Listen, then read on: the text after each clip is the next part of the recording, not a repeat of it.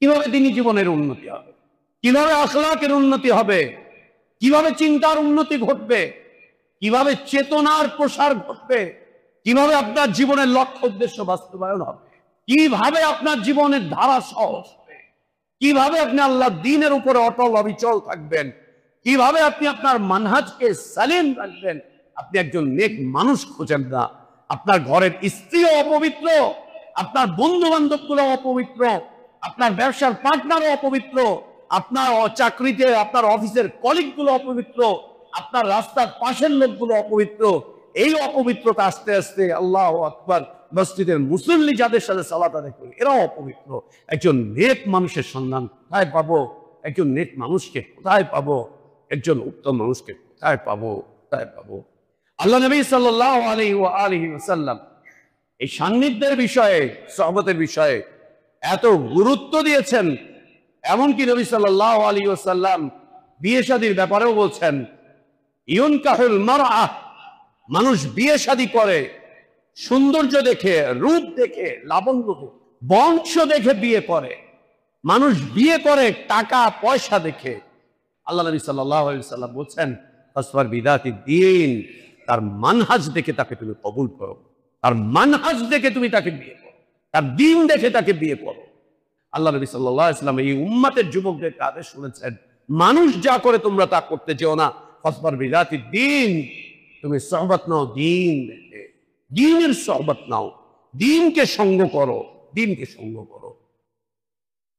ইন্নাল হামদুলিল্লাহ نحمده ونستعينه ونستغفره ونؤمن به ونتوكل عليه ونعوذ بالله من شرور أنفسنا ومن سيئات أعمالنا، من يهده الله فلا مضل له ومن يضلل فلا هادي له، وأشهد أن لا إله إلا الله وحده لا شريك له، وأشهد أن محمدًا عبده ورسوله.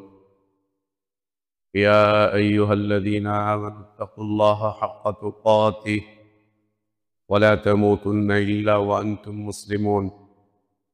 يا أيها الناس اتقوا ربكم الذي خلقكم من نفس واحدة وخلق منها زوجها وبث منهما رجالا كثيرا ونساء، واتقوا الله الذي تساءلون به والأرحام إن الله كان عليكم رقيبا.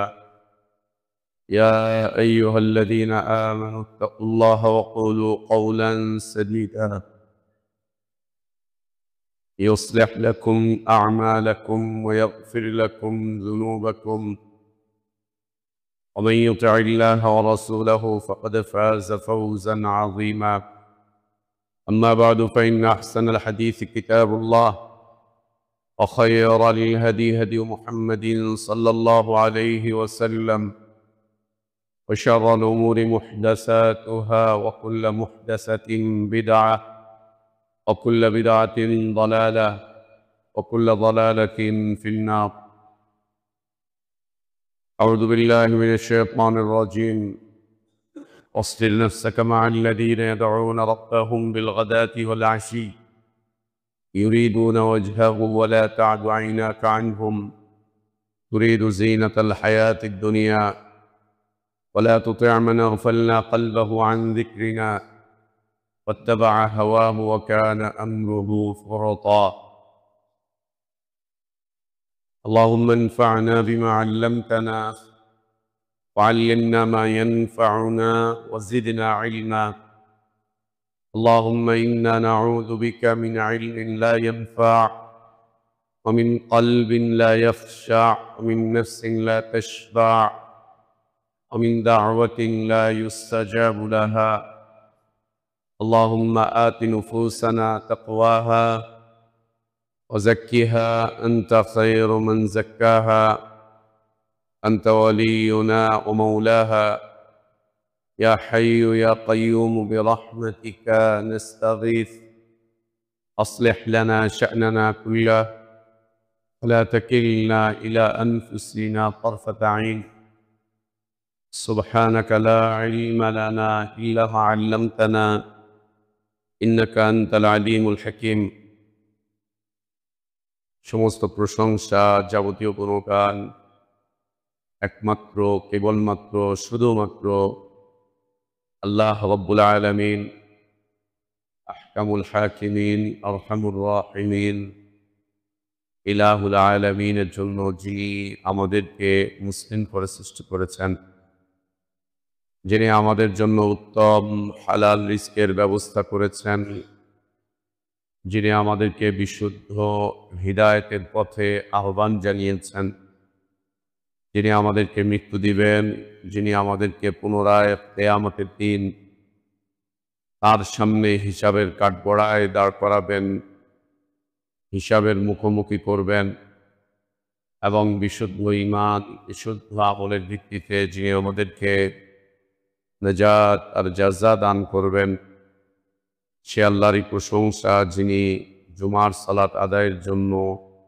পৃথিবীর শ্রেষ্ঠতম পবিত্রতম স্থান মসজিদে আসার তৌফিক দান করেছেন। আলহামদুলিল্লাহ, সালাতু সালাম আমাদের প্রিয় নবী মুহাম্মদুর রাসূলুল্লাহ সাল্লাল্লাহু আলাইহি ওয়া আলিহি ওয়াসাল্লামের প্রতি।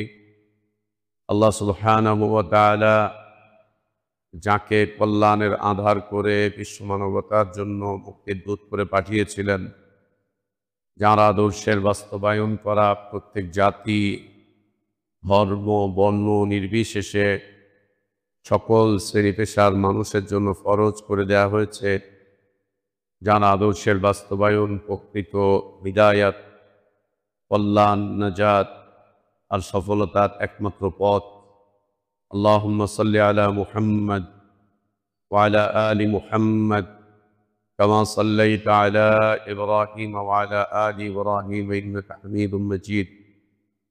আল্লাহুম্মা বারিক আলা মুহাম্মদ ওয়া আলা আলি মুহাম্মদ কামা বারাকতা আলা ইব্রাহিম ওয়া আলা আলি ইব্রাহিম ইন্নাকা হামিদুম মাজিদ।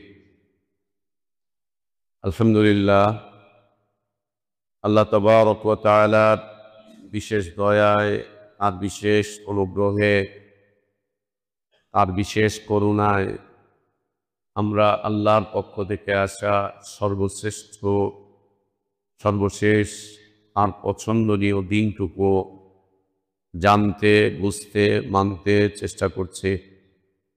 আল্লাহর কাছে আমাদের দোয়া, আল্লাহ আমাদের এদিন জীবনটুকু কবুল করে নেন, আমাদের ভুলগুলো আল্লাহ সংশোধন করে দেন, গুনাহগুলো, অন্যায়গুলো, অপরাধগুলোকে আল্লাহ মাফ করে দেন। আল্লাহ আমাদেরকে ঈমান আর ইসলামের প্রকৃত সৌন্দর্যের উপর বেঁচে থাকার তৌফিক দান করেন। ঈমান আর ইসলামের উন্নতার উপরেই আল্লাহ আমাদেরকে মৃত্যু দান করেন। আল্লাহুম্মা আমিন। সম্মানিত মুসল্লিবৃন্দ, প্রিয় মুসলিম ভাই বোনেরা, আজকের জুমার খুতবার বিষয়বস্তু সহবত, যার অর্থ হচ্ছে সঙ্গ বা সান্নিধ্য। সঙ্গ বা সান্নিধ্য লাভ করা, সঙ্গী হওয়া, সঙ্গে থাকা। সহবত ইসলামী জীবন যাপন করার জন্য, তিনি জীবন যাপন করার জন্য অনেক বড় একটি পাথেয়। ঠিক একই রকম বেদিন হয়ে যাওয়ার জন্য সহবত অনেক বড় ভূমিকা রেখে থাকে, অনেক বড় ভূমিকা পালন করে। সহবত অত্যন্ত গুরুত্বপূর্ণ এক বিষয়বস্তু। দিনদার মানুষগুলো বেদিন হয় সহবতের মাধ্যম দিয়ে। দিনদার মানুষগুলো দিন দুর্বল হয় সহবতের মাধ্যম দিয়ে। দিনদার মানুষগুলোর ইসলামী চিন্তা চেতনা, ইসলামী নীতি আদর্শ, এর মধ্যে দুর্বলতা আসে, ছেদ পড়ে,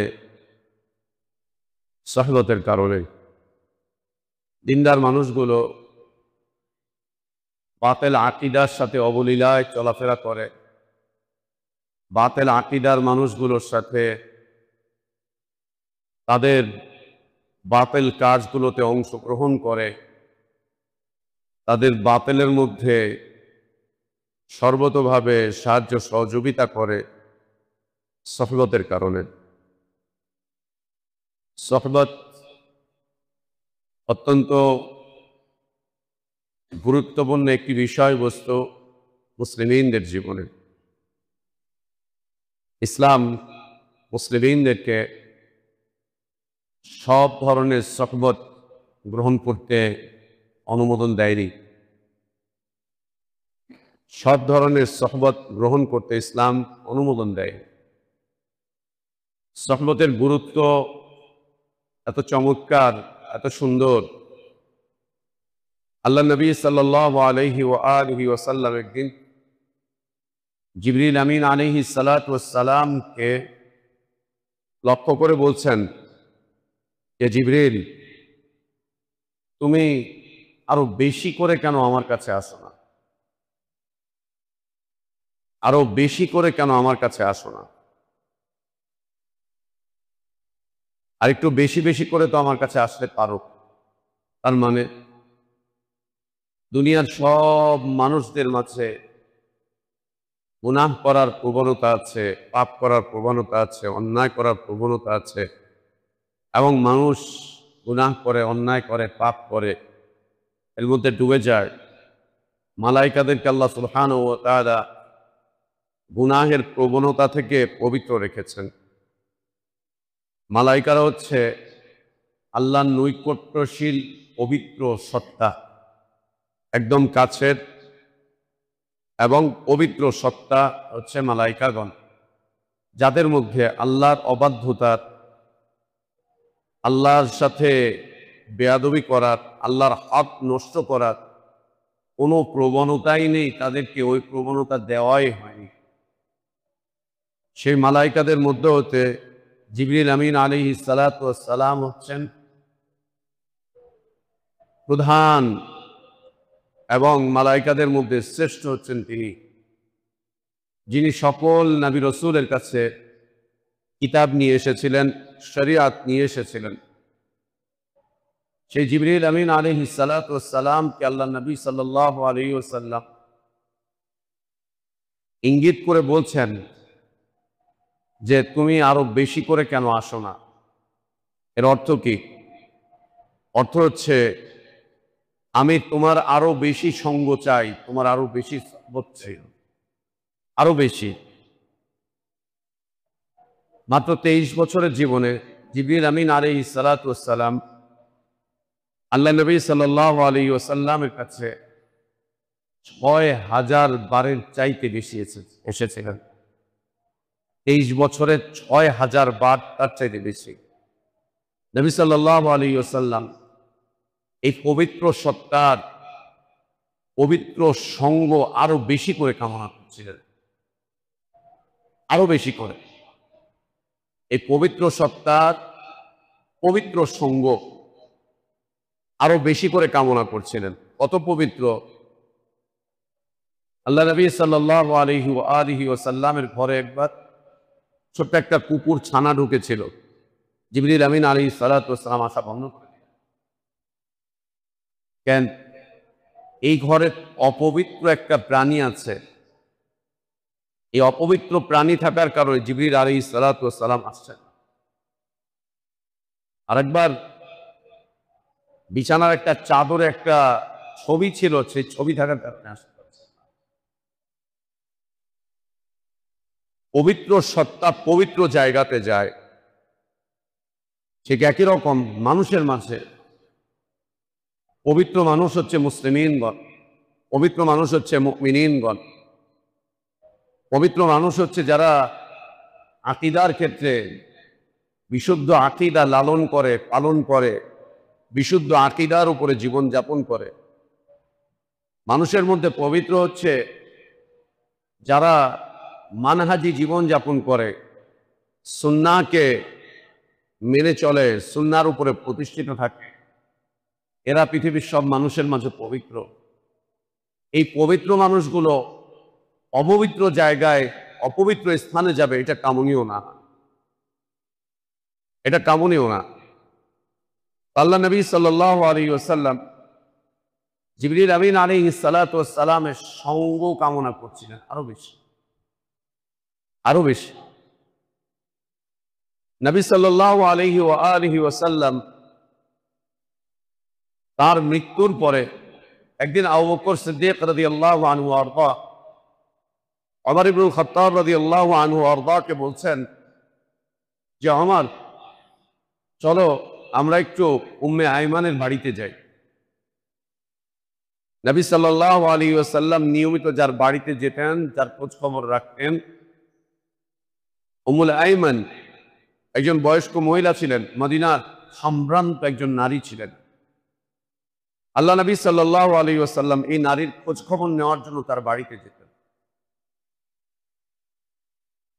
খোঁজ খবর নেওয়ার জন্য তার বাড়িতে যেতেন, একজন নারীর বাড়ি।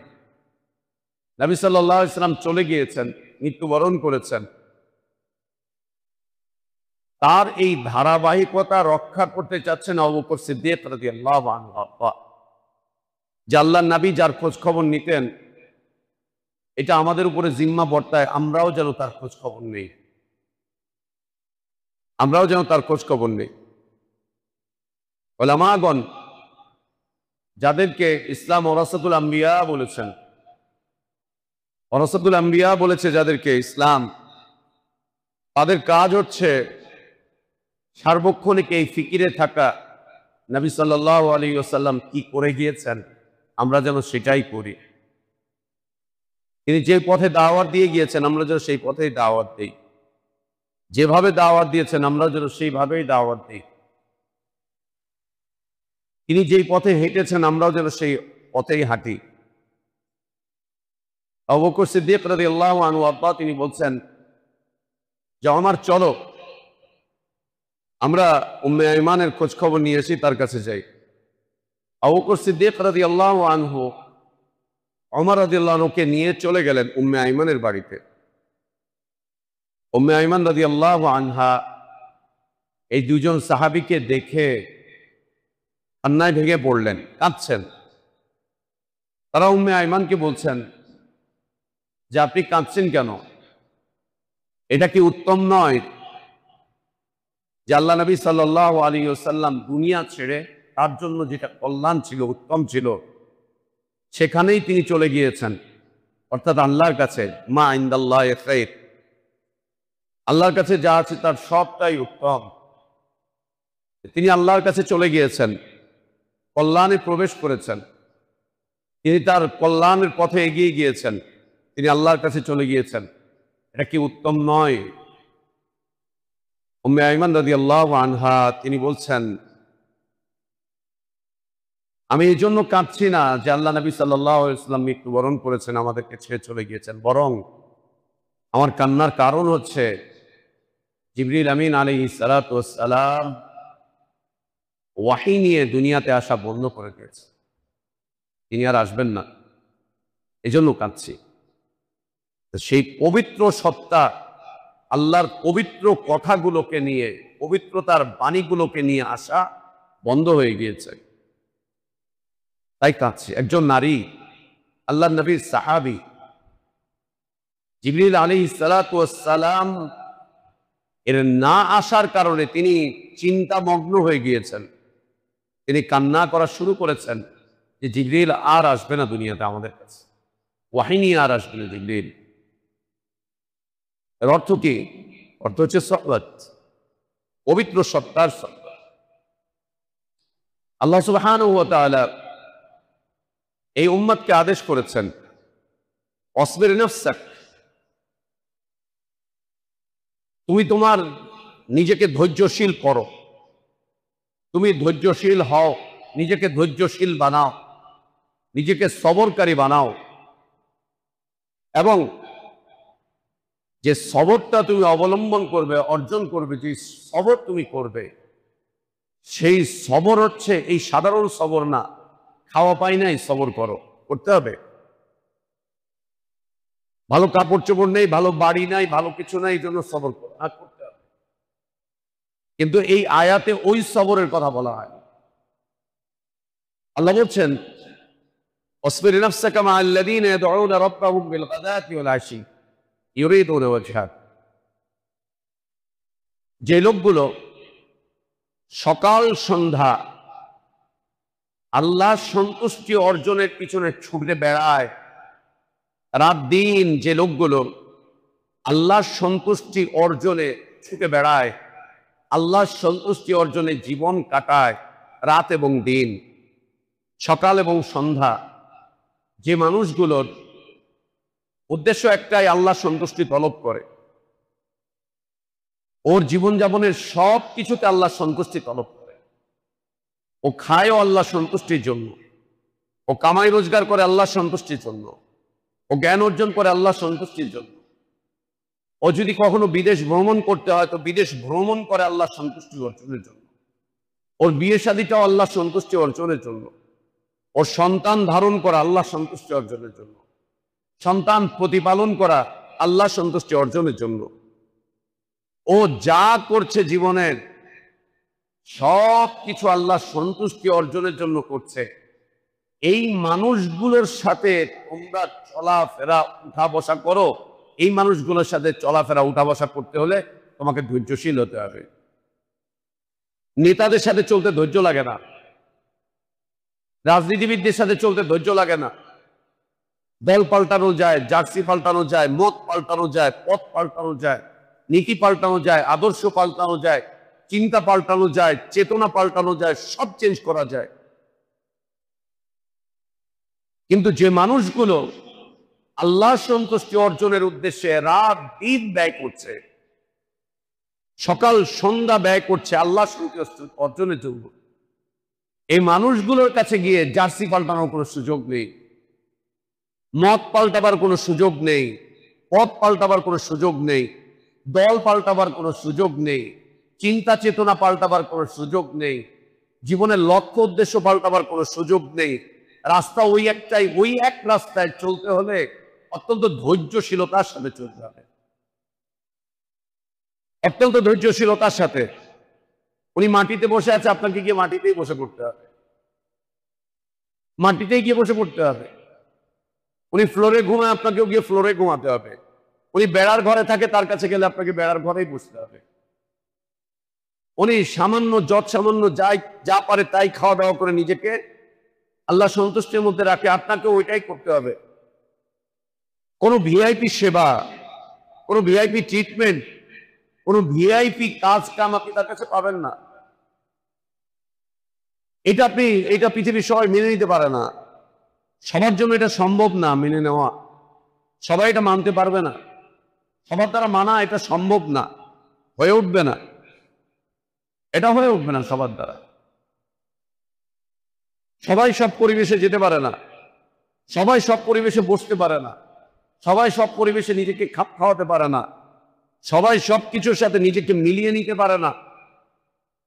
আল্লাহ তাবারক ওয়া তাআলা বলছেন এক্ষেত্রে সবর করো। আসবির নাফসাক, নিজের নফসকে সবর করাও। কোন ক্ষেত্রে? জীবনে না পাওয়ার ক্ষেত্রে, অসুস্থতার ক্ষেত্রে, ওগুলো আছে। এর চাইতে অনেক বড় একটা ক্ষেত্র, যে লোকগুলো আল্লাহ সন্তুষ্টি অর্জনের পিছনে রাত দিন ব্যয় করে, তাদের সাথে চলতে তোমাকে স্পেশাল বিশেষ সবর অর্জন করতে হবে, বিশেষ সবর। মক্কার বড় বড় নেতাগুলো দ্বীনের পথে, ইসলামের পথে আসতে পারেনি এই ধৈর্যহীনতার কারণে। মক্কার নেতাগুলো আবু জাহেল, উতবা, শাইবা, রাবিয়া, মুগীরা, মুশরিকিনদের এই নেতাগুলোর থেকে, কুরাইশদের নেতাগুলোর পক্ষ থেকে আল্লাহ নবী সাল্লাল্লাহু আলাইহি ওয়া আলিহি ওয়াসাল্লামের কাছে একটা আবেদন আসলো। নবী সাল্লাল্লাহু আলাইহি ওয়াসাল্লামের কাছে একটা আবেদন আসলো।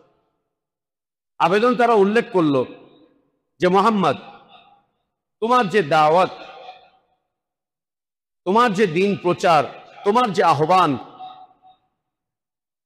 এগুলো নিয়ে আমরা তোমার সাথে কথা বলতে চাই। তোমার এই দাওয়াত নিয়ে, তোমার এই দ্বীনী কার্যক্রম নিয়ে তোমার এই সংস্কারমূলক বিষয়বস্তু নিয়ে আমরা তোমার সাথে কথা বলতেছি, তবে একটা শর্তটা হচ্ছে তোমার আশেপাশে যে সমস্ত লোকগুলো আছে, চাষা, কুলি, দিনমজুর, গরিব, অসহায়, ঘরবাড়ি নাই, আমাদের বাড়ির কর্মচারী, দাস দাসী, এদেরকে তুমি আলাদা করে দাও, আমাদের জন্য আলাদা ব্যবস্থাপনা রাখো, আমাদের জন্য আলাদা ব্যবস্থাপনা রাখো, এটা করো, আমাদের জন্য আলাদা একটা ব্যবস্থাপনা রাখো। আমরা ওদের সাথে বসতে প্রস্তুত নই, ওদের সাথে বসতে আমাদের ভাল লাগে না, পছন্দ হয় না। আমার বাড়ির কর্মচারী, আমার বাড়ির গোলাম, আমার বাড়ির দাস দাসী, আমাদের সমাজের অবহেলিত, আমাদের সমাজের পিছিয়ে পড়া মানুষগুলো, যারা আমাদের দয়া দাক্ষিণ্যের উপরে টিকে আছে, চলছে ফিরছে, খাচ্ছে যাচ্ছে, আমরা ছিটে ফোঁটা কিছু দিলে পরে ওরা চলে, এই মানুষগুলোর সাথে চলতে আমাদের আত্মমর্যাদায় লাগছে, আমাদের কাছে খারাপ লাগছে। অতএব আমাদের জন্য মুহাম্মদ তুমি আলাদা ব্যবস্থাপনা করো। আল্লাহ নবী সাল্লাল্লাহু আলাইহি ওয়াসাল্লামের কাছে বিষয়টি একটুখানি গুরুত্বপূর্ণ মনে হলো। তিনি চিন্তা করলেন যে এরা মক্কার নেতৃস্থানীয় ব্যক্তিবর্গ, নেতা, এরা এই, এরা ওই, এরা সেই, এরা যদি আমার সাথে বসে আর এদেরকে যদি দিন বুঝাতে পারি আর এরা যদি দিন কবুল করে নেয়, তাহলে দিনের দাওয়াত সহজ হয়ে যাবে, দিন প্রতিষ্ঠা সহজ হয়ে যাবে। যেমন দেখেন না, আমরা আমাদের মসজিদ করছি, মাদ্রাসা করছি দিন প্রচারের উদ্দেশ্যে, আল্লাহর দিন মানুষকে জানাবার উদ্দেশ্যে, আল্লাহর দিন কায়েম করার উদ্দেশ্যে। সেই জায়গাটাতে এনে আমরা ধর্মনিরপেক্ষ মতবাদের উপরে বিশ্বাসী, স্বীকৃতি দানকারী, আমলকারী, ধর্মনিরপেক্ষতার স্লোগান দেয়, ধর্মনিরপেক্ষতায় বিশ্বাস করে, ধর্মনিরপেক্ষতার পথে রাস্তায় ঘাটে আন্দোলন করে, উলামাদের কণ্ঠকে রুদ্ধ করে, মসজিদে তালা মারে, ওদেরকে মসজিদের মিম্বারের সামনে এনে দাঁড় করায়, ওকে দিয়ে মসজিদের উদ্বোধন করে, ওকে দিয়ে মসজিদের কাজ করায়, ওর উপরে ভরসা করে, আল্লাহর উপরে না। উনি থাকলে পরে আমাদের মসজিদে আক্রমণ হবে না, উনি থাকলে আমাদের মাদ্রাসায় কিচ্ছু হবে না, উনি থাকলে আমাদের দিনী জীবনযাপনের সমস্যা হবে না, উনি থাকলে পরে আমাদের দাওয়াতি কাজ আরো বেশি বেগবান।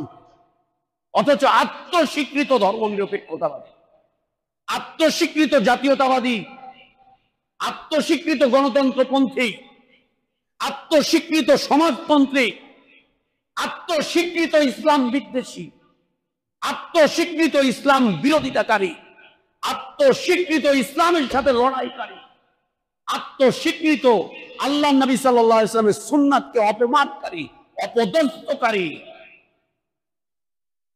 ওদেরকে ছাড়া চলে না। কেন?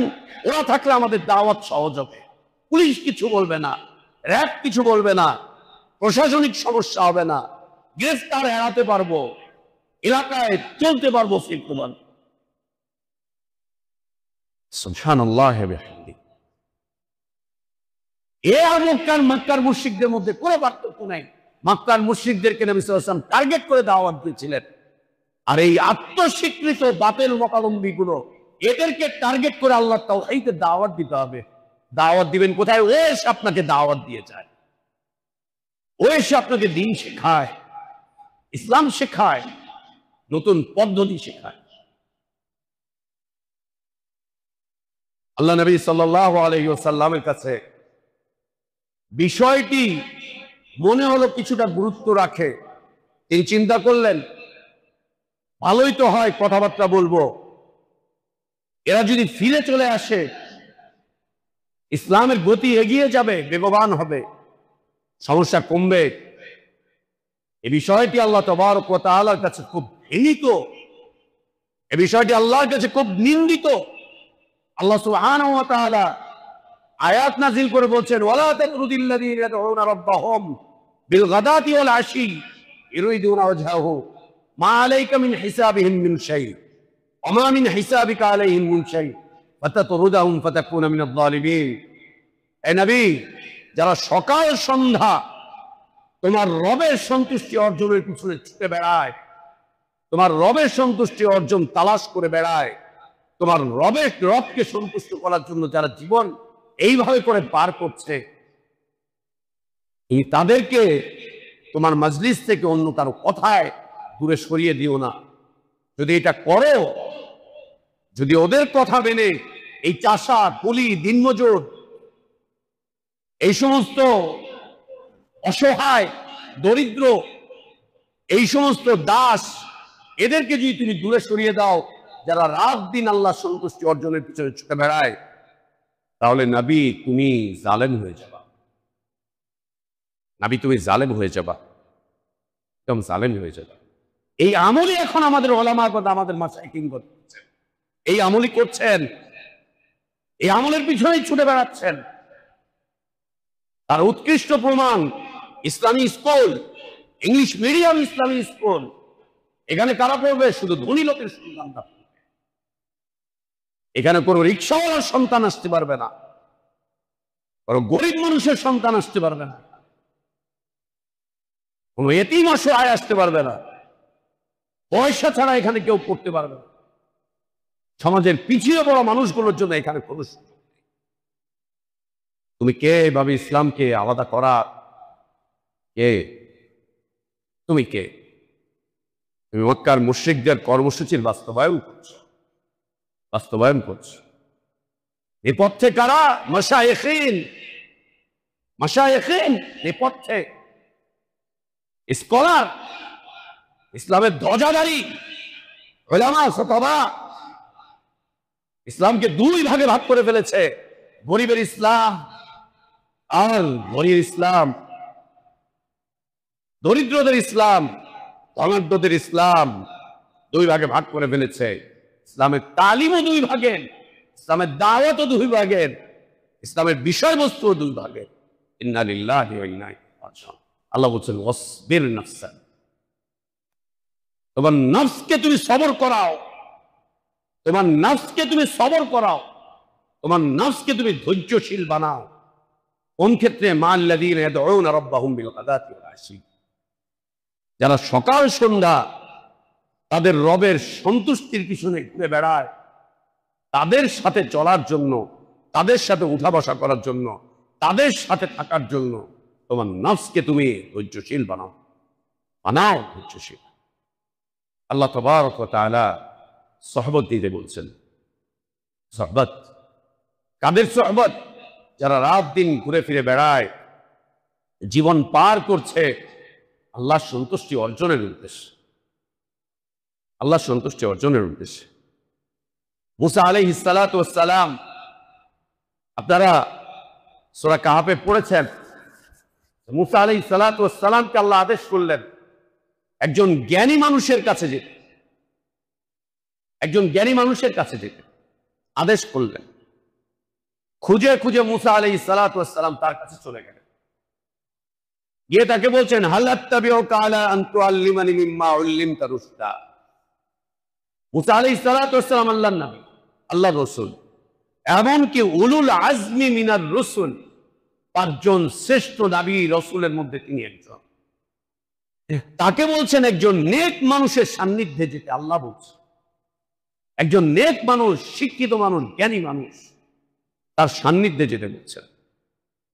মুসা আলাইহিস সালাতু ওয়াস সালাম তাকে গিয়ে বলছেন যে আমি আপনার সান্নিধ্যে থাকবো, একসাথে থাকবো, কিছু সময় পার করব, আশা করছি এই সময়ের মধ্যে আপনি আমাকে ভালো কিছু দিক নির্দেশনা দিবেন, আপনার থেকে ভালো কিছু আমি অর্জন করব। আল্লাহর আদেশ। একজন নবীকে পর্যন্ত আল্লাহ বলছেন নেক মানুষের সান্নিধ্যে যাও, নেক মানুষের সাথে যাও, নেক মানুষের সাথে যাও। আল্লাহ নবী সাল্লাল্লাহু আলাইহি ওয়া আলিহি ওয়াসাল্লামের কাছে একজন আরাবী বেদুইন আসলেন, এসে বলছেন মাতা তাকুমুস সাআহ ইয়া রাসূলুল্লাহ, আল্লাহর রাসূল, কিয়ামত কখন হবে? কিয়ামত কখন? কিয়ামতের সময়টা কখন? কিয়ামত সম্পর্কে জিজ্ঞেস করছেন, কিয়ামত কখন হবে? নবী সাল্লাল্লাহু আলাইহি ওয়াসাল্লাম তাকে বলছেন যে তুমি কিয়ামতের জন্য কি প্রস্তুতি গ্রহণ করেছো, তোমার কাছে কি প্রস্তুতি আছে, কি অর্জন করেছো কিয়ামতের, অর্থাৎ কিয়ামতের সেই ভয়াবহ মুহূর্তে, সেই মুহূর্তের জন্য তোমার কাছে পাথেও কি আছে? কিয়ামত যখন হবে, হিসাব নিকাশ যখন শুরু হবে, আল্লাহ সুবহানাহু ওয়া তাআলা যখন পৃথিবীর সব মানুষকে তার সামনে দাঁড় করাবেন, তখন এত বেশি রাগান্বিত থাকবেন, অতীতে কখনো এত বেশি রাগান্বিত হননি, এর পরেও কোনোদিন এত রাগান্বিত হবেন না। এর আগেও কখনো এত রাগেননি, এর পরেও কখনো এত রাগ হবেন না। আল্লাহ তাবারক ওয়া তাআলা এত রাগান্বিত হবেন, সেই সময় সবাই আল্লাহর রাগান্বিত চেহারা দেখবেন, সবাই আল্লাহর রাগান্বিত চেহারা দেখবেন। নবী সাল্লাল্লাহু আলাইহি ওয়াসাল্লাম কিয়ামতের ভয়াবহতার কথা উল্লেখ করে এই বিষয়টি তাকে জিজ্ঞেস করলেন, তোমার কাছে কিয়ামতের কি প্রস্তুতি আছে? আল্লাহ নবী সাল্লাল্লাহু আলাইহি ওয়াসাল্লামকে তিনি অত্যন্ত চমৎকার সুচিন্তিত এক জবাব দিলেন, ইয়া রাসূলুল্লাহ, আমার কাছে পাথেও শুধুমাত্র একটাই আছে, সেটা হচ্ছে আমি আল্লাহ এবং তার রাসূলকে ভালোবাসি। এছাড়া কিয়ামতের জন্য আমার কাছে কিছু নেই। আমি আল্লাহ এবং তার রাসূলকে ভালোবাসি, আমি আল্লাহ এবং তার রাসূলকে ভালোবাসি, এছাড়া আমার কাছে আর কিছু নেই। এই আল্লাহ নবী সাল্লাল্লাহু আলাইহি ওয়াসাল্লাম বলছেন, তুমি যাকে ভালোবাসো কিয়ামতের দিন তুমি তার সাথেই থাকবে, তার সাথেই থাকবে। উদ্দেশ্য কি? যে যাকে ভালোবাসে সে তাকে সার্বক্ষণিক তার কাছে পেতে চায়, তার পাশে পেতে চায়। আরেকজন সাহাবী আল্লাহ নবী সাল্লাল্লাহু আলাইহি ওয়াসাল্লামকে এসে বললেন, ইয়া রাসূলুল্লাহ, আমি অধিক মাত্রায় নফল সালাত আদায় করতে পারিনি, অধিক মাত্রায় নফল সিয়াম পালন করতে পারিনি। আমার জীবনের ঝুলিতে অনেক ইবাদত নাই। ইবাদতের যে প্রাচুর্যতা, যে অনেক ইবাদত, আমার জীবনের ঝুলিতে এত বেশি কোনো ইবাদত নাই, এত বেশি কোনো ইবাদত আমার জীবনের ঝুলিতে নাই। তবে আমি আল্লাহকে এবং তার রাসূলকে অনেক ভালোবাসি। আমি অনেক বেশি সালাত আদায়কারী নই, অনেক বেশি সিয়াম পালন করি নই, অনেক বেশি নফল ইবাদতকারী নই, তবে একটা বিষয় আমার কাছে আছে, সেটা হচ্ছে আমি আল্লাহ এবং তার রাসূলকে ভালোবাসি। নবী সাল্লাল্লাহু আলাইহি ওয়াসাল্লাম তাকে সুসংবাদ দিলেন, তুমি যাকে ভালোবাসো তার সাথেই তোমার থাকার জায়গা হবে, তুমি তার সাথেই থাকবে, তার সাথেই থাকবে। আল্লাহ নবী সাল্লাল্লাহু আলাইহি ওয়াসাল্লাম যখন মৃত্যুবরণ করলেন, সাহাবীদের কাছে আল্লাহ নবী সাল্লাল্লাহু আলাইহি ওয়াসাল্লামের সুহবতটা এত বেশি প্রিয় হয়ে উঠেছিল, যা তারা অনুভবও করতে পারেননি নবী সাল্লাল্লাহু আলাইহি ওয়াসাল্লাম জীবন দশাতে, যে তার মৃত্যুর পরে এই বিষয়টি তাদের কাছে এত বড় একটা বিষয়, এত বড় একটা ইস্যু হয়ে দাঁড়াবে যে আল্লাহর নবী আজ আমাদের মাঝে নেই, আল্লাহর নবী আজ আমাদের মাঝে নেই, আল্লাহর নবী আজ আমাদের মাঝে নেই। সম্মানিত উপস্থিতি, সফলতা নবী সাল্লাল্লাহু আলাইহি ওয়াসাল্লামের এত বিপুল সংখ্যক সাহাবীদের এক জামাত, প্রায় 1.5 লক্ষের কাছাকাছি, 1,30,000 থেকে 50,000 এর মাঝামাঝি সংখ্যা, প্রায় 1.5 লাখের কাছাকাছি এই বিপুল সংখ্যক জামাত,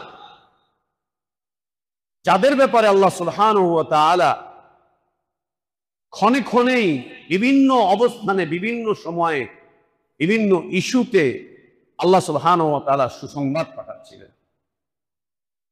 কারো জান্নাতের ঘর আল্লাহ নবী সাল্লাল্লাহু আলাইহি ওয়াসাল্লামকে আল্লাহ দেখিয়ে দিয়েছেন, কারো জান্নাতে হেঁটে যাওয়ার পায়ের আওয়াজ আল্লাহ নবী সাল্লাল্লাহু আলাইহি ওয়াসাল্লামকে আল্লাহ শোনাচ্ছেন, কারো জান্নাতের বিষয়বস্তু আল্লাহ নবী সাল্লাল্লাহু আলাইহি ওয়াসাল্লামকে আল্লাহ তাবারক ওয়া তাআলা জানিয়ে দিয়েছেন, কারো চারিত্রিক যে সৌন্দর্য এটি আল্লাহ তাবারক ওয়া তাআলা জানাচ্ছেন, কেউ আল্লাহর প্রিয় এটা আল্লাহ তাবারক ওয়া তাআলা জানাচ্ছেন। কার ওই আমলটা প্রিয়, এটা আল্লাহ তাবারক ওয়া তাআলা জানাচ্ছেন। কারো আমলে আল্লাহ তাবারক ওয়া তাআলা হেসে ফেলছেন, এটা নবী সাল্লাল্লাহু আলাইহি ওয়াসাল্লাম আল্লাহ তাবারক ওয়া তাআলা জানাচ্ছেন। এই মুবারক এক জামাত, যাদের ব্যাপারে আল্লাহ নবী সাল্লাল্লাহু আলাইহি ওয়াসাল্লাম ইজমালি ভাবে, ইনফিরাদি ভাবে, উভয় ইজমালি এবং ইনফিরাদি, ব্যক্তিগতভাবে এবং সমষ্টিগতভাবে আলাদা আলাদাভাবে বিভিন্ন সুসংবাদ দিয়েছেন। এই মানুষগুলোর পিছনের ইতিহাস পড়ে দেখলে পাবেন, কেউ চোর, কেউ ডাকাত, কেউ খুনি, কেউ রাহাজানিকারী, কেউ মদ্যপ, কেউ জেনাকারী, কেউ ব্যভিচারী, কেউ সমাজের অনিষ্টতাকারী, কেউ সমাজের আতঙ্ক, কেউ টপ টেরর, কেউ এই করছে, কেউ এই করছে, কেউ ওই করছে। আর সামগ্রিকভাবে, সমষ্টিগতভাবে সব ছিল গায়রুল্লাহর ইবাদতকারী, মূর্তি পূজারী, কাফের সম্প্রদায়, আল্লাহকে অবিশ্বাসী, আল্লাহর দ্বীনে অবিশ্বাসী, আল্লাহর দ্বীনের বিরোধিতাকারী, আল্লাহর দ্বীনের বিরুদ্ধে অবস্থান গ্রহণকারী, এই সবগুলো মানুষ ছিল। একটা বিষয়ের মাধ্যম দিয়ে তারা এত উৎকৃষ্ট মানুষে পরিণত হলেন, যাদের ব্যাপারে আল্লাহ বলছেন ওয়াস-সাবিকুনাল আউয়ালুন মিনাল মুহাজিরিন ওয়াল আনসার ওয়াল্লাযীনা ইত্তাবাউহুম বিইহসান রাদিয়াল্লাহু আনহুম ওয়া রাদু আন ওয়া আ'আদ্দা লাহুম জান্নাত তাজরি তাহতাহাল আনহারু খালিদিনা ফিহা ওয়া যালিকাল ফাওজুল আযীম। কিসের মাধ্যমে হয়েছিল? আল্লাহ নবী সাল্লাল্লাহু আলাইহি ওয়াসাল্লামের সাহবাত। আজ আমরা আল্লাহর প্রিয় হতে পারছি না, কারণ সহবতের খুব অভাব।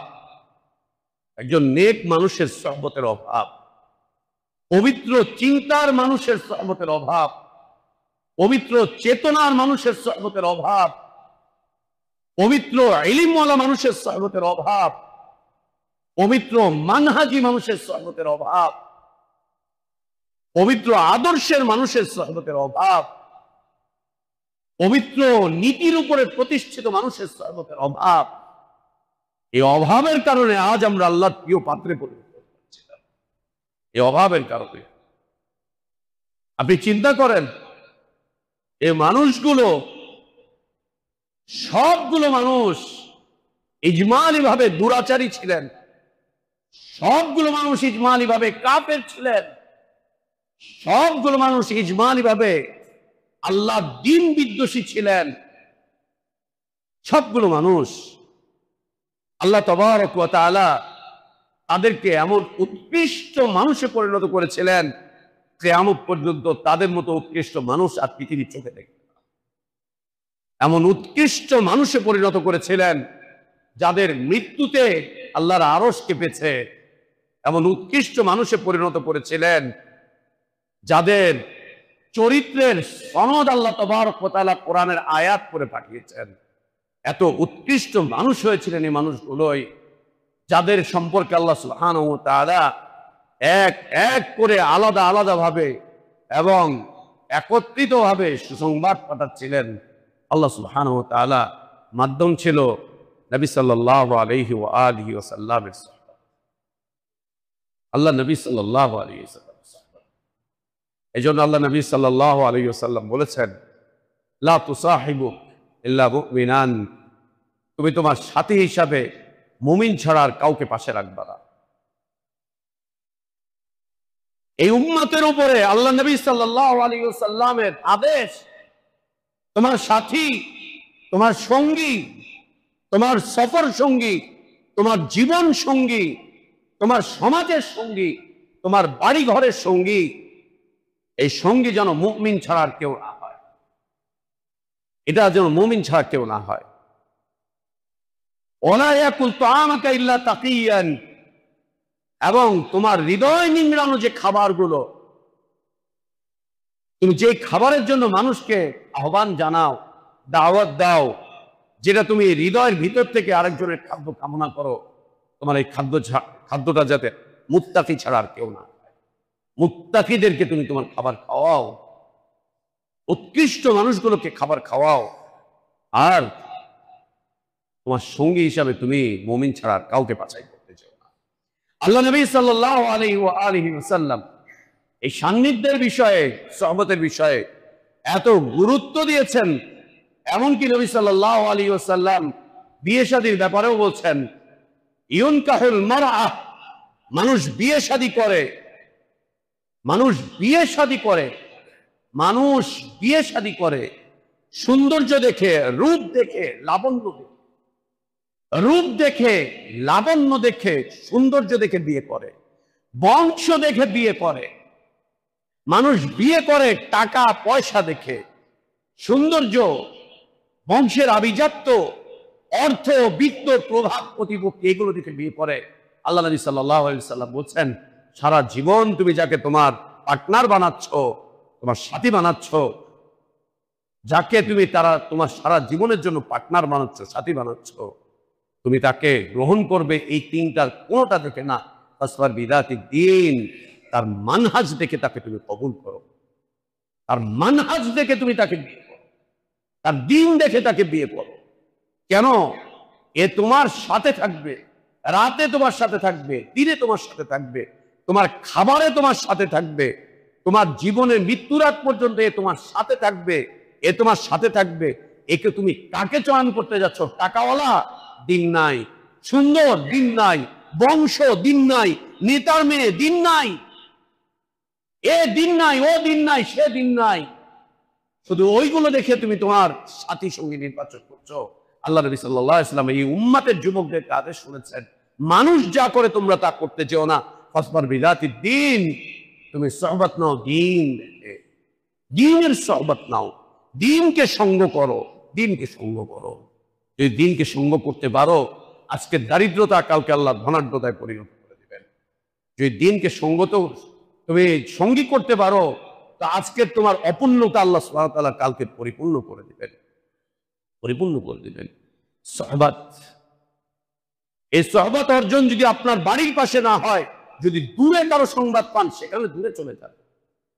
আল্লাহ নবী সাল্লাল্লাহু আলাইহি ওয়াসাল্লাম বলেন, একজন লোক তার বাড়ি থেকে বের হয়েছে, তার এক বন্ধুর কাছে যাবে, দিনী বন্ধু, দিনী ভাই। হাদিসের ভাষ্য যে সে তার দিনী ভাই, আল্লাহর জন্য সে তার সাথে ভ্রাতৃত্ব রাখে। সে বের হয়েছে আর এক ভাইয়ের কাছে যাওয়ার জন্য, তার সোহবত নিতে, তার কিছু সময়ের জন্য তার সঙ্গ নিতে। আল্লাহ সুবহানাহু ওয়া তাআলা একজন মালাইকাকে রাস্তায় বসিয়ে দিলেন। এই লোক যখন যাচ্ছে তখন তাকে ডেকে জিজ্ঞেস করছে, তুমি কোথায় যাচ্ছ? সে অমুক জায়গায় অমুকের বাড়িতে যাচ্ছে। কেন যাচ্ছ? তার কোনো ঋণ পরিশোধ করতে, তোমার উপরে তার কোনো অবদান ছিল, সেই অবদান স্বীকার করতে, শুকরিয়া জানাতে, ঋণ পরিশোধ করতে, কোনো অবদানের স্বীকৃতি দিতে। বলছেন না। কেন যাচ্ছ? কেন যাচ্ছ? তিনি বলছেন, আমি তাকে আল্লাহর জন্য ভালোবাসি, আল্লাহর জন্য তাকে ভালোবাসি, আল্লাহর জন্য আমি তাকে ভালোবাসি, এই জন্য আমি তার কাছে যাচ্ছি। আল্লাহর জন্য ভালোবাসি, এই জন্য তার কাছে যাচ্ছি।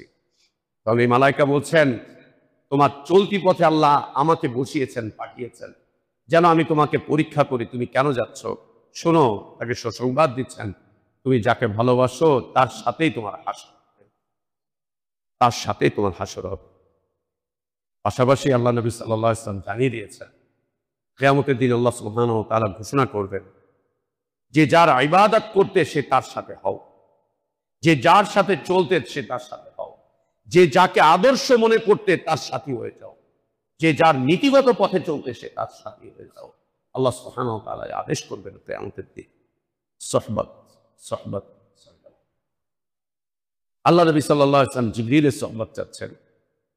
মহিলা সাহাবী জিবরিল আলাইহিস সালাতু ওয়াস সালামের সুহবত কামনা করছে, কিন্তু আসবে না, তাই পাচ্ছেন। আল্লাহ তাবারক ওয়া তাআলা এই সুহবতকে অত্যন্ত পবিত্রতার বিষয়বস্তু দিয়ে রেখেছেন। এর মাধ্যম দিয়ে জীবনের পরিবর্তন ঘটতে পারে। নবী সাল্লাল্লাহু আলাইহি ওয়াসাল্লাম তাই বলেছেন যে মানুষ তার বন্ধুর থেকে দ্বীন গ্রহণ করে, অতএব সাবধান, যার সাথে চলছেন ফিরছেন সে আপনার উপরে প্রভাব বিস্তার করে আনতে পারে, আপনার আকীদা, মানহাজ, আপনার চিন্তা চেতনা ছেদ ঘটাতে পারে, আপনার জীবনে পরিবর্তন ঘটিয়ে দিতে পারে। অতএব সুহবত অত্যন্ত সাবধানের সাথে। আল্লাহ আমাদেরকে তৌফিক দান করেন, আমরা যেন নেক সুহবত অর্জন করতে পারি। এবং সহবতের মাধ্যম দিয়ে যেন পবিত্র জীবন যাপন করতে পারি, আল্লাহ সে তৌফিক দান করেন। বারাকাল্লাহু লানা ওয়া লাকুম ফিল কুরআনিল আযীম ওয়া নাফা'না ওয়া ইয়্যাকুম বিমা ফীহি মিন আয়াতি ওয়া যিকরিল হাকীম। আকুলু কওলি হাযা ওয়া আস্তাগফিরুল্লাহ লি ওয়া লাকুম ওয়া লিসাইরিল মুসলিমিনা মিন কুল্লি যামবিন ফাস্তাগফিরুহু ওয়া আতুবু ইলাইহি ইন্নাহু হুয়াল গফুরুর রাহিম। আলহামদুলিল্লাহি আলা ইহসানিহি والشكر له على توفيقه وامتنانه وأشهد أن لا إله إلا الله وحده لا شريك له له الملك وله الحمد يحيي ويميت وهو على كل شيء قدير تعظيما لشانه وأشهد أن محمدا عبده ورسوله وصفيه وخليله الداعي إلى رضوانه صلى الله عليه وعلى آله وأصحابه وبارك وسلم تسليما كثيرا ইলা ইয়াউমিদ্দিন সুম্মা আম্মা বাদ। সম্মানিত মুসল্লিবৃন্দ, ওমর ইবনুল খাত্তাব রাদিয়াল্লাহু আনহু আরদা যখন আমিরুল মুমিনিন খলিফাতুল মুসলিমিন, তখন তিনি প্রায় সময় অপেক্ষায় থাকতেন ইয়ামানবাসীদের মধ্য হতে একজন লোককে তিনি খুঁজে বেড়াতেন। ইয়ামান থেকে যে সমস্ত সাহায্যকারী সৈন্যবাহিনী ওমর রাদিয়াল্লাহু আনহু আরদার কাছে আসতেন, ওমর রাদিয়াল্লাহু আনহু আরদা তাদের মাঝে একজন লোককে খুঁজতেন। যেই কাবিলায় আসতো ওমর রাদিয়াল্লাহু জিজ্ঞেস করতেন, তোমাদের মাঝে আবু আমির আল কারনি সে কি আছে, যাকে আমাদের দেশে বলা হয় ওয়াইদ আল কারনি। জিজ্ঞেস করতেন তোমাদের মধ্যে কি অমুক ব্যক্তি আছে, অমুক ব্যক্তি আছে। প্রায় কাফেলাকে তিনি জিজ্ঞেস করতেন, প্রায় কাফেলাকে।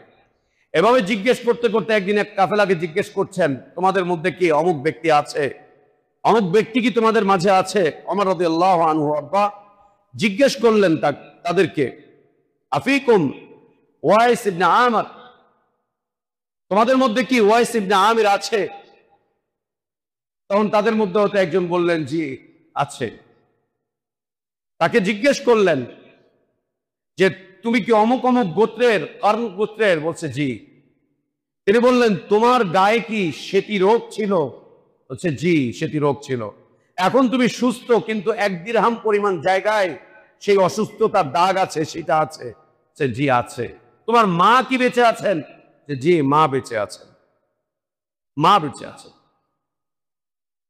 এতগুলো প্রশ্ন করলেন, তুমি কি অমুক, তোমার নাম কি অমুক, তোমার গোষ্ঠী কি অমুক, তুমি কি অমুক বংশের, তুমি কি এই অসুস্থতায় ভুগছিলে, অতঃপর আল্লাহ তোমাকে সুস্থ করে দিয়েছেন, তোমার কি মা আছে? সবগুলো জবাব তিনি বললেন জি জি জি। একটা পর্যায়ে তিনি বলছেন, আল্লাহ নবী সাল্লাল্লাহু আলাইহি ওয়া আলিহি ওয়াসাল্লাম আমাকে তোমার কথা ইঙ্গিত করে বলেছেন যে ওয়াইস ইবনে কারনি, ওয়াইস ইবনে আমির কারন গোত্রের এই লোকটা তোমার কাছে আসবে।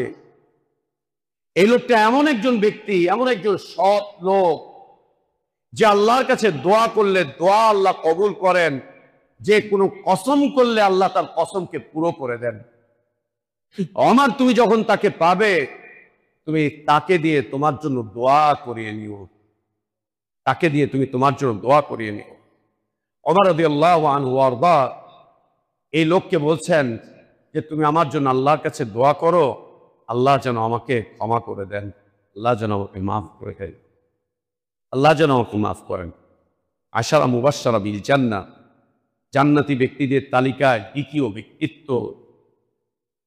ব্যক্তিত্ব জান্নাতি ব্যক্তিদের তালিকায়, যার ঈমান এবং তাকওয়া এত বেশি মজবুত ছিল, শয়তান যার রাস্তায় চলতে ভয় পেত, যার অন্তরের হালাত এত পবিত্র ছিল।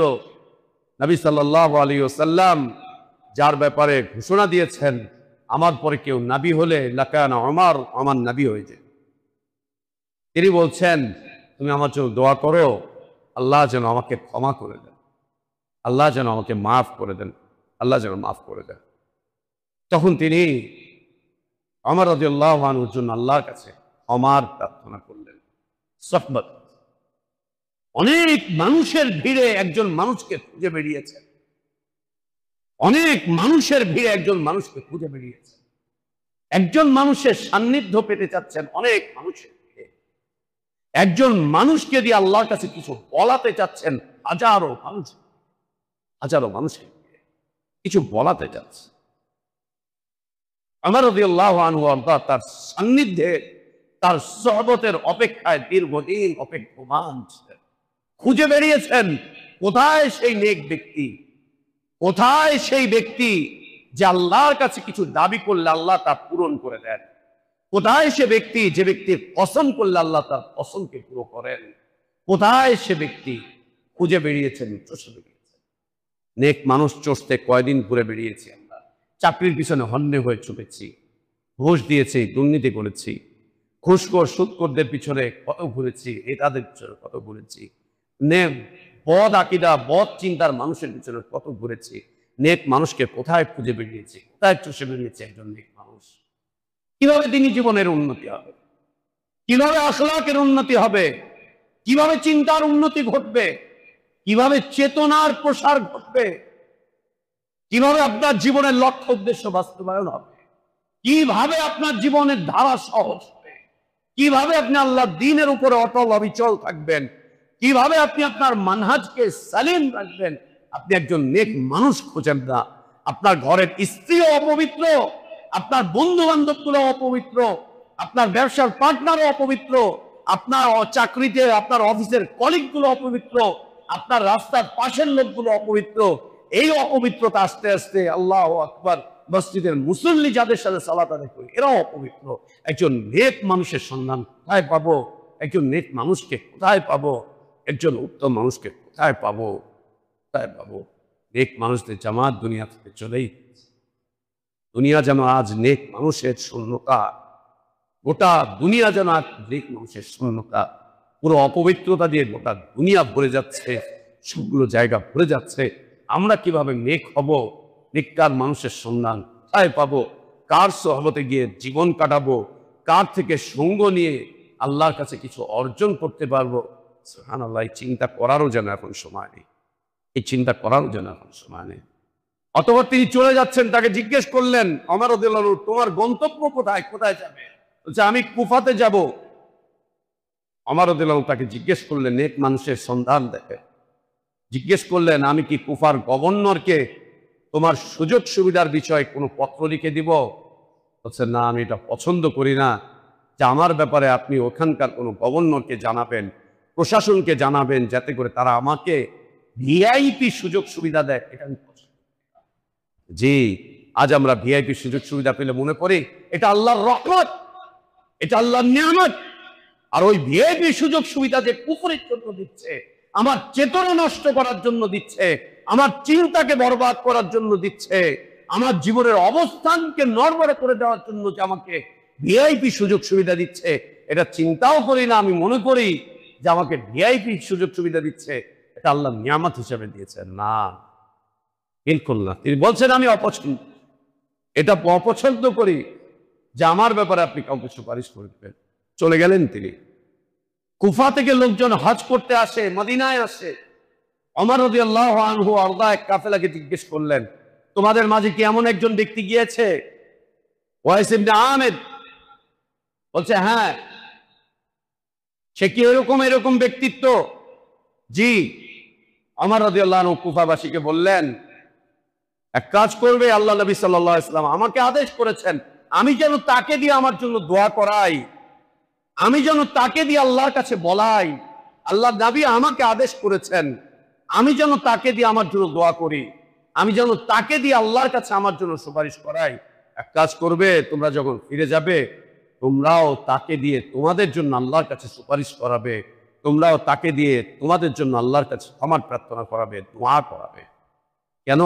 নবী সাল্লাল্লাহু আলাইহি ওয়াসাল্লাম বলেছেন, এ এমন একজন ব্যক্তি যার দোয়া আল্লাহ ফেরত দেন না, এমন একজন ব্যক্তি যে আল্লাহর কাছে হাত তুললে আল্লাহ সে হাত ফিরিয়ে দেন না, এমন একজন ব্যক্তি যে কসম করলে আল্লাহ তার কসমকে পুরো করেন, তাকে দিয়ে দোয়া করি। এই কাফেলা ফেরত চলে গেলেন, যে তাকে খুঁজে বের করলেন, খুঁজে বের করে তার সহমতে গেলেন এবং তাকে দিয়ে আল্লাহর কাছে দোয়া করাচ্ছেন, প্রার্থনা করাচ্ছেন। সম্মানিত উপস্থিতি, সম্মানিত দিয়ে ভাই বোনেরা, সহবত, আমাদের জীবন, ইসলামী জীবন বিনষ্ট হয়ে যাচ্ছে সহবতের অভাবে।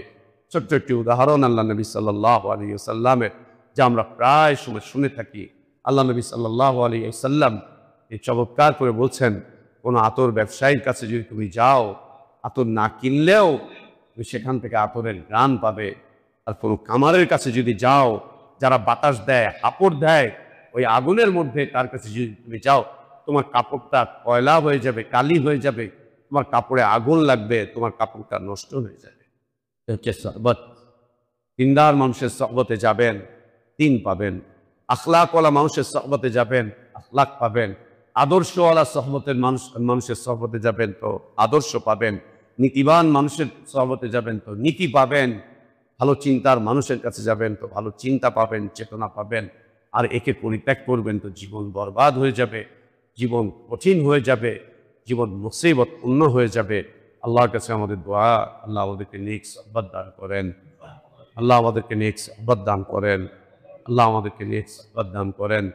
اللهم اصلح لنا ديننا الذي هو عصمة أمرنا، وأصلح لنا دنيانا التي فيها معاشنا، وأصلح لنا آخرتنا التي إليها معادنا، واجعل الحياة زيادة لنا في كل خير، والموت راحة لنا من كل شر.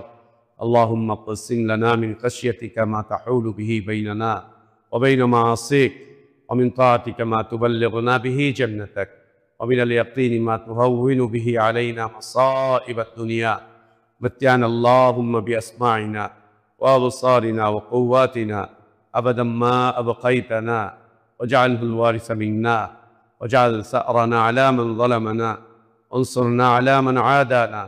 اللهم لا تجعل مصيبتنا في ديننا، اللهم لا تجعل مصيبتنا في ديننا، اللهم لا تجعل مصيبتنا في ديننا، ولا تجعل الدنيا أكبر همنا، ولا مبلغ علمنا، ولا إلى النار مصيرنا. اللهم لا تسلط علينا بذنوبنا من لا يخافك فينا ولا يرحمنا. عباد الله رحمكم الله، إن الله يأمركم بالعدل والإحسان وإيتاء ذي القربى وينهى عن الفحشاء والمنكر والبغي، يعظكم لعلكم تذكرون. فاذكروا الله العظيم الجليل يذكركم، واشكروه على نعمه يزدكم، ولذكر الله أكبر، والله يعلم ما تصنعون.